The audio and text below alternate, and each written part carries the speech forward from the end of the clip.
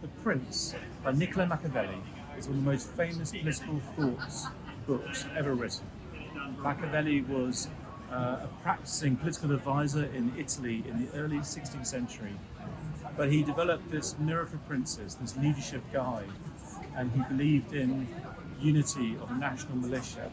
And most importantly, he wrote about the concept that even immoral means justify the ends. Whatever needs doing, this is where it all began, Machiavellism.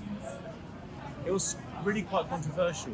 The first papers circulated around 1513, and Machiavelli died in 1527. It wasn't until after his death that eventually it went to print in Italy, in Rome, in 1532.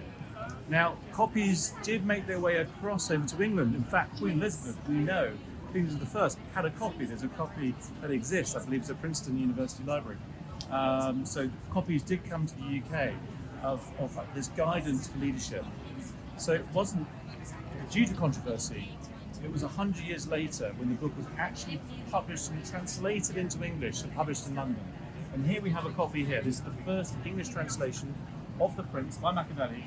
It was published in London in 1640. It's a great rarity, and it's the first time that English gentry and English leadership got to read in their native tongue this important and influential leadership guide.